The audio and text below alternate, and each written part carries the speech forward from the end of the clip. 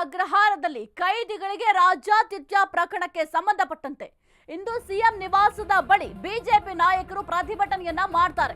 ಪರಪ್ಪನ ಅಗ್ರಹಾರದಲ್ಲಿ ಕೈದಿಗಳಿಗೆ ರಾಜ್ಯಾತಿಥ್ಯವನ್ನ ನೀಡಲಾಗಿತ್ತು. ಈ ಒಂದು ಪ್ರಕರಣಕ್ಕೆ ಸಂಬಂಧಪಟ್ಟಂತೆ ಇಂದು ಸಿಎಂ ನಿವಾಸದ ಬಳಿ ಬಿಜೆಪಿ ನಾಯಕರು ಪ್ರತಿಭಟನೆಯನ್ನ ಮಾಡ್ತಾರೆ.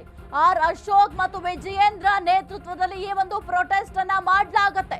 ನಿನ್ನೆ ಜೈಲಿನ ಮುಂಭಾಗದಲ್ಲಿ ನಿಗದಿಯಾಗಿದ್ದ ಪ್ರತಿಭಟನೆ ಇಂದು ಬೆಳಗ್ಗೆ 10:30ಕ್ಕೆ ಸಿಎಂ ಮನೆ ಬಳಿ ಕೇಸರಿ ಪಡೆ ಪ್ರೊಟೆಸ್ಟ್ ಮಾಡುತ್ತೆ. ಬೆಂಗಳೂರಿನ ಕುಮಾರಕೃಪಾ ರಸ್ತೆಯಲ್ಲಿರುವ ಸಿಎಂ ನಿವಾಸ. ಉಗ್ರರಿಗೆ ಮೊಬೈಲ್ ಹೇಗ್ ಸಿಕ್ತು ಅಂತ ಕೇಸರಿ ಪಡೆ ಕಿಡಿಕಾರ್ತಿದ್ದಾರೆ. ಕೇವಲ ಕೇಸರಿ ಪಡೆ ಅಷ್ಟೇ ಕಿಡಿಕಾರ್ತಾ ಇಲ್ಲ, ಸಾರ್ವಜನಿಕರು ಕೂಡ ಪ್ರಶ್ನೆಯನ್ನ ಮಾಡ್ತಾ ಇದ್ದಾರೆ. ಪರಪ್ಪನ ಅಗ್ರಹಾರದಲ್ಲಿ ಉಗ್ರನಿಗೆ ಮೊಬೈಲ್ ಸಿಕ್ತು ಅಂತ ಅಂದ್ರೆ ಹೆಂಗೆ ಸಾಧ್ಯ ಅಂತ ಸಾರ್ವಜನಿಕರು ಪ್ರಶ್ನೆ ಮಾಡ್ತಾ ಇದ್ದಾರೆ. ಜೊತೆಗೆ ನಮ್ಮ ಜೈಲಲ್ಲಿ ಯಾವ ರೀತಿ ರಾಜ್ಯಾತಿಥ್ಯ ನೀಡುತ್ತಿದ್ದಾರೆ ಅಂತ ಸಾರ್ವಜನಿಕರು ಪ್ರಶ್ನೆ ಮಾಡ್ತಾ ಇದ್ದಾರೆ.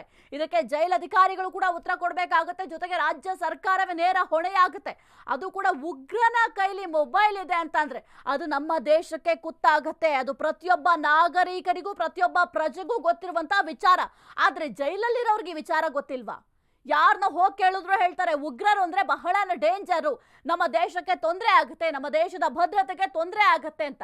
ಆದ್ರೆ ಜೈಲಲ್ಲಿರುವಂತಹ ಜೈಲಧಿಕಾರಿಗಳಿಗೆ ಈ ಒಂದು ವಿಚಾರ ಗೊತ್ತಿರ್ಲಿಲ್ವಾ? ಹಾಗಾದ್ರೆ ಈ ಒಂದು ವಿಚಾರಕ್ಕೆ ಸಂಬಂಧಪಟ್ಟಂತೆ ಬಿಜೆಪಿಯವರು ಇವತ್ತು ಪ್ರೊಟೆಸ್ಟ್ ಕೂಡ ಮಾಡ್ತಾರೆ.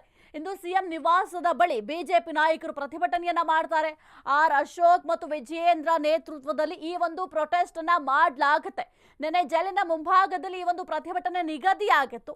ಆದ್ರೆ ಇವತ್ತು ಬೆಳಗ್ಗೆ 10:30ಕ್ಕೆ ಸಿಎಂ ಮನೆ ಬಳಿ ಕೇಸರಿ ಪಡೆ ಪ್ರೊಟೆಸ್ಟ್ ಅನ್ನ ಮಾಡುತ್ತೆ. ಈ ಒಂದು ವಿಚಾರವನ್ನ ಮುಂದಿಟ್ಕೊಂಡು ಪ್ರಶ್ನೆಯನ್ನ ಮಾಡ್ತಾರೆ.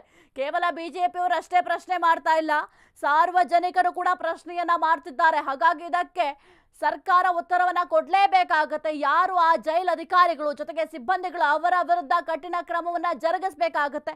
ಜೊತೆಗೆ ಈ ರೀತಿಯ ಘಟನೆಗಳು ಮರುಕಳಿಸದಂತೆ ಎಚ್ಚರಿಕೆಯನ್ನು ಕೂಡ ವಹಿಸಬೇಕಾಗುತ್ತೆ ರಾಜ್ಯ ಸರ್ಕಾರ.